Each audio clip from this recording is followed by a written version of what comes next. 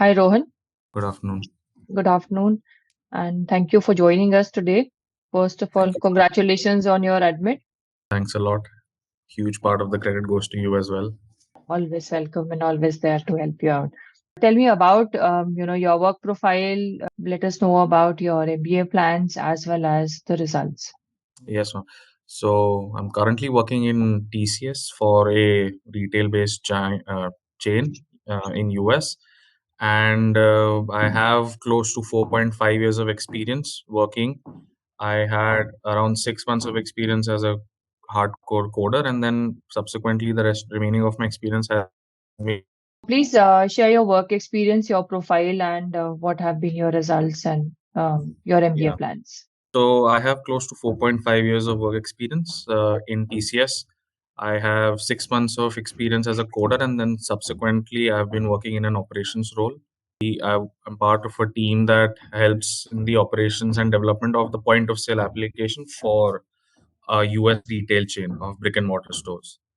So that is my experience. My current role in this project is that I oversee all the operations for new stores that open for our client, specifically from the point of sale perspective.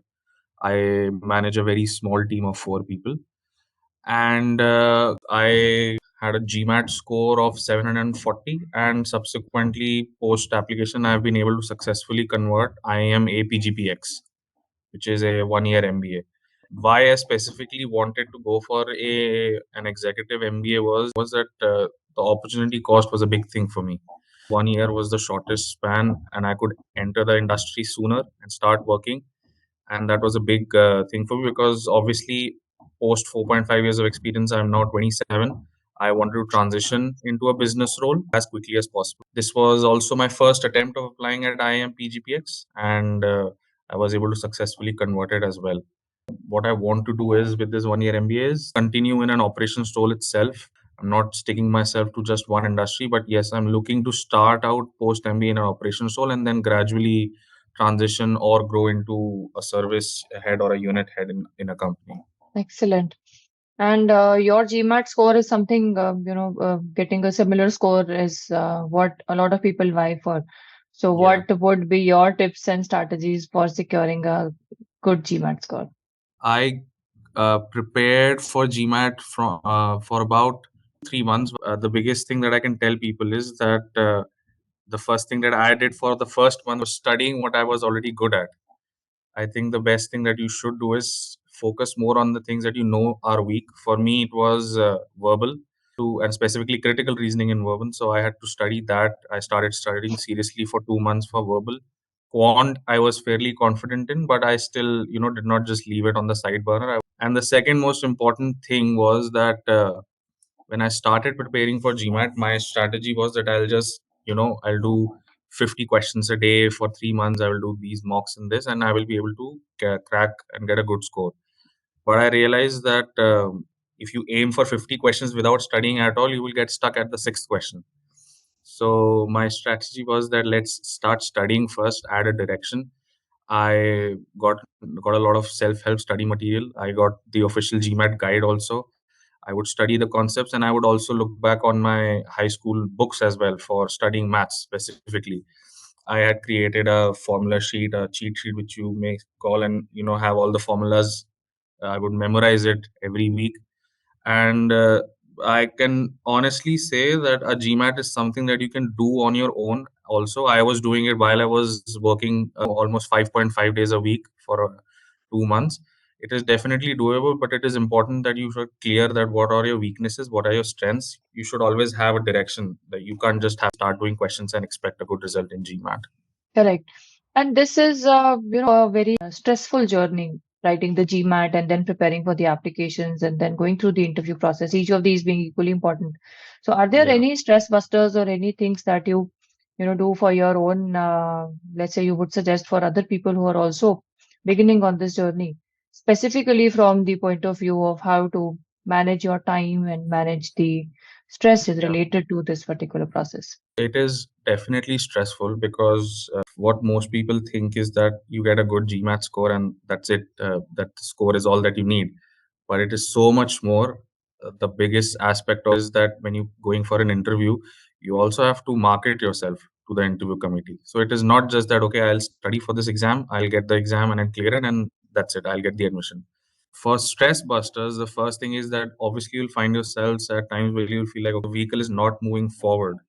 In those times, what helped me keep myself motivated was reminding myself why I was doing all of this. Working in TCS for 4.5 years, I realized that I had hit a ceiling where breaking that ceiling required significant effort, in terms of either I switch or I, have exemplary performance in my work.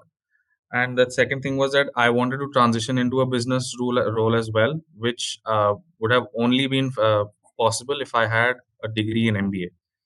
So I kept telling myself that why I'm doing this is that I want something out of it. I want to transition. I want to grow in my career, and I don't want to just stick into one tech role, which I got because of my bachelor's. So whenever I felt like things were not working out, I reminded myself why I was doing it.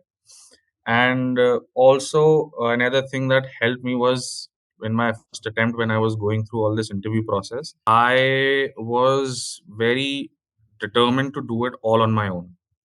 I was like, this, I can do all of this on my own. I can prepare for my interviews, my essays, everything I can do all on my own. And I realized that it was not working.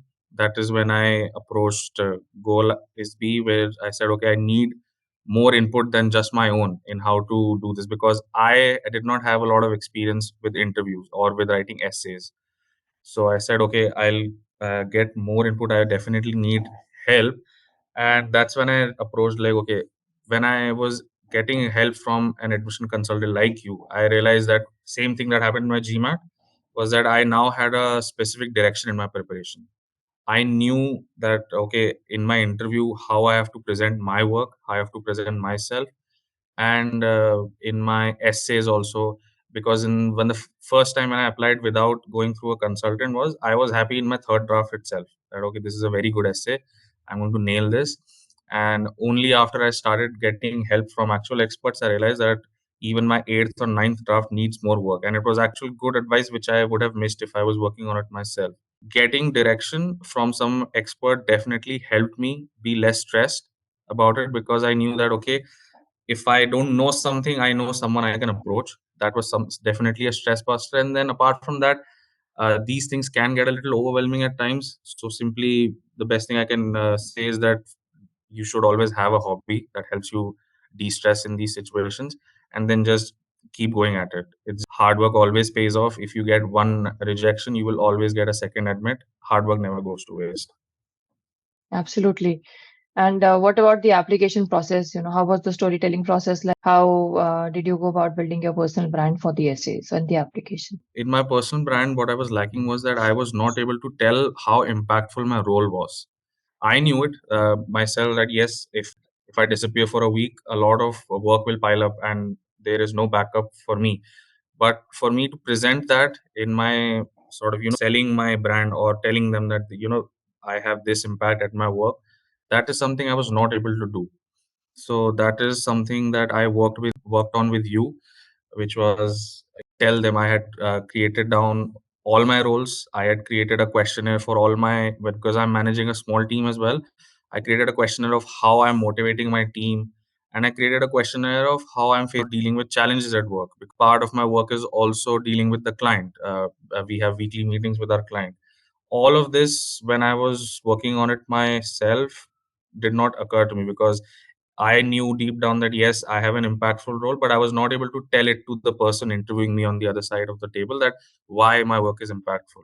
So to have that clear understanding of my challenges in my work, how I work on those challenges, how I deal with my team, that was definitely very helpful to have it clearly laid out in front of me that what is my brand. I actually have a notebook wherein I wrote everything down, that what all I do and what all is impactful, why I'm doing an MBA. Because you can convince yourself why you're doing an MBA, but it is more important to convince the other person who's interviewing and the college that is analyzing your application, that why does this person want to do an MBA.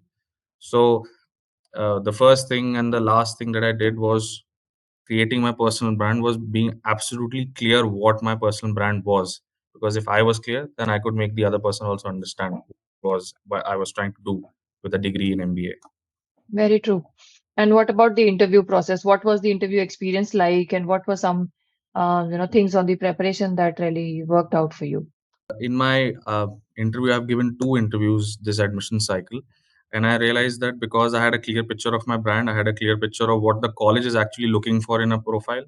I was prepared for every question. So even in my interview prep, if I had prepared for 10 questions, those 10 questions were very broad, and they covered a lot of base, so that even in the interview, if they asked me the 11th or a 12th question which I had not prepared, I still had the answer for it.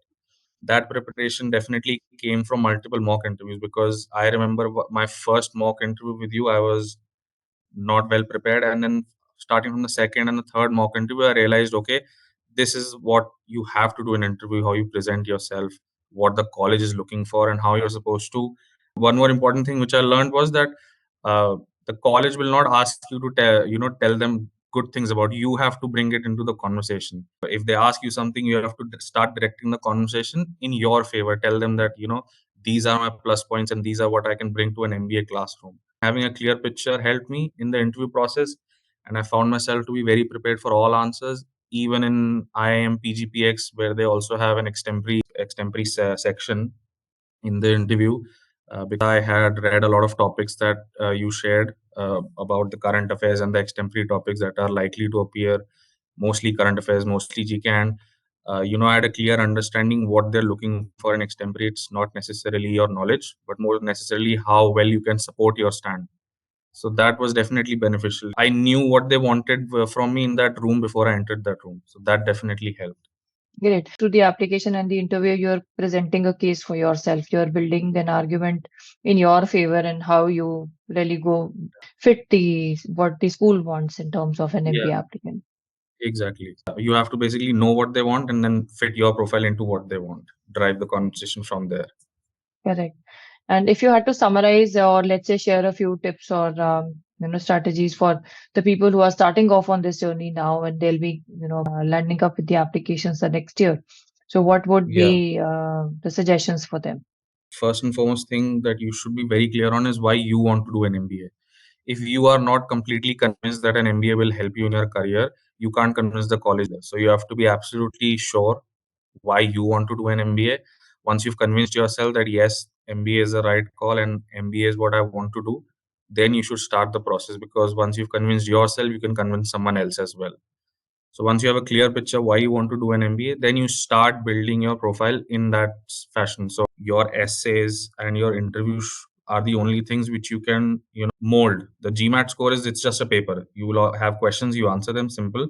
The only thing where you can sell yourself is your interviews and your essays. So you have to mold them in a way which shows that yes, I know why I want to do an MBA, and I know that this is the place where I belong. And if you are convinced, you've already won half the battle of convincing the school of taking you in. In terms of GMAT itself, I would say don't think of GMAT as an entrance exam. It is not an entrance exam, it is an aptitude test. It is only testing if you have the caliber of being in a school. It is not an entrance test. People should not see it like that. For me, getting a good GMAT score was because I realized that it will make up for some things that are lacking in my profile that I cannot change in the past. So I said I need to make up for it by getting a very good GMAT score. And you should always have it that process of application for admissions in a B school, that they take a lot of things into consideration. You got a good GMAT score, that's a good thing, excellent, but that is just one part of the battle. You have to still work on your profile. So be very clear why you want to do an MBA. And if you think you lack direction, there is absolutely no harm in taking help from an expert. I did that, and I can honestly say that it helped me immensely. The reason I got into IIM PGPX was because I was prepared very well for mock interviews by experts, especially GOALisB. So definitely get the help if you think you need the help. If you convince yourself, you can convince others as well.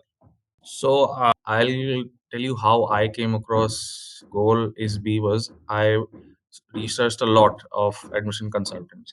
The reason why I selected GOALisB is because I got to know from a lot of sources online that The admission consultant is like GOALisB specifically has a very one-on-one approach.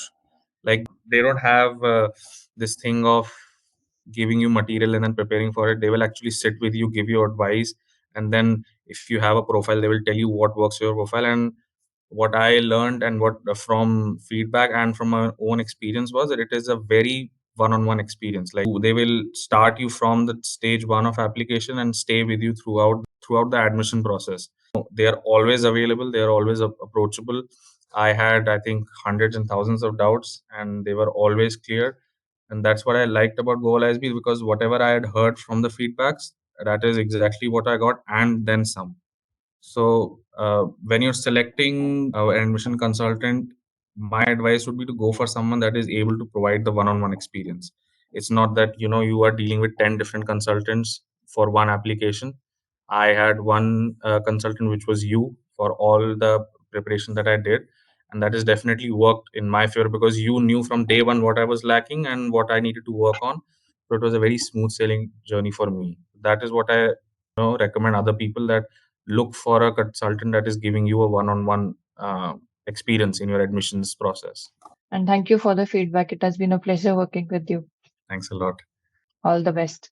Stay connected, and I'll share Yes, the recording once it is. thank you for the gift package, ma'am. I received it. Okay, ma'am. Thank you. Bye.